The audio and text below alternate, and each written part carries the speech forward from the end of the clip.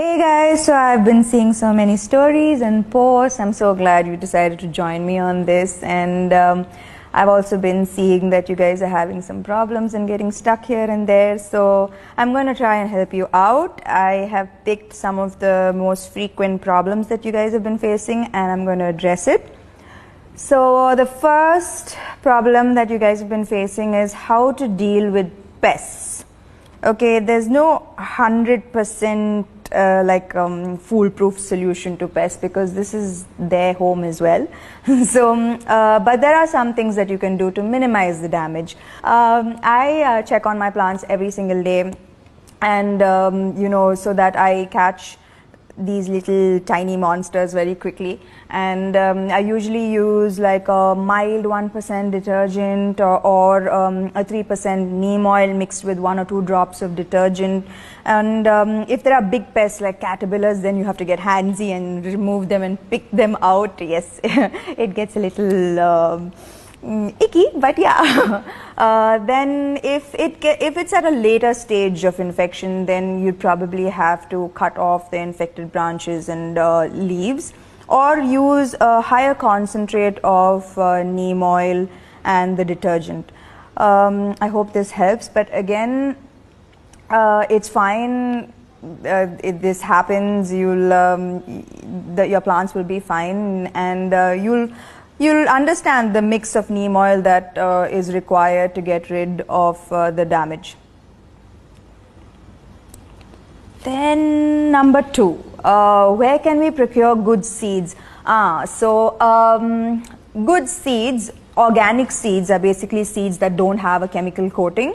And usually if you if you visit your local nurseries and your local shops, that's where you get reliable seeds. And also, if it's trial and error actually with seeds. Experience is your best teacher with seeds. That's what I have realized. I can't really guarantee, but I think nurserylife.com is also a very reliable source.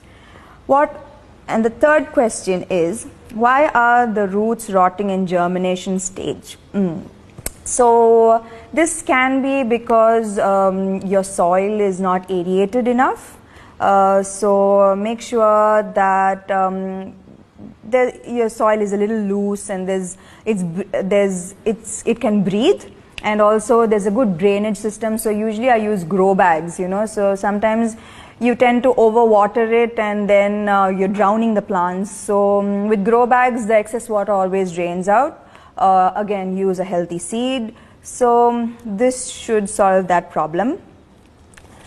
The fourth question, what are the best practices to gain maximum results during germination? I think I did this in the seeding video, is don't sow your seeds too deep, 1 or 2 centimeters, and keep them covered for a few days, for 3 days, and don't overwater. And after 5 days or a week, then you can shift them to direct sunlight.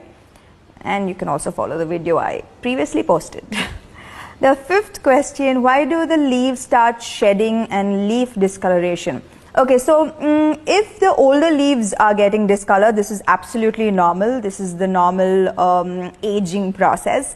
But if the younger leaves are getting discolored, then it's usually because there's not enough nutrition. So I usually do a good mix of NPK every week for my plants, and with my hydroponics, my EC levels are usually at 2.2. Okay, more detailed version of this in the next video, but make sure that your plants are getting enough nutrition. And sometimes overwatering or underwatering can also cause this discoloration. Am I a pro now? Yes, I am. Sixth question, how to grow plants if the temperatures are too high? Yes, Hyderabad is going to get very, very hot soon, and I am definitely going to get a shade net. So a shade net like with a 50 to 70% coverage should help your plants and should prevent them from dying. But a shade net is going to be absolutely compulsory during the summer. What's the optimum growing conditions for plant growth? I think plants usually require 3 to 4 hours of sunlight. And that's good enough for most plants.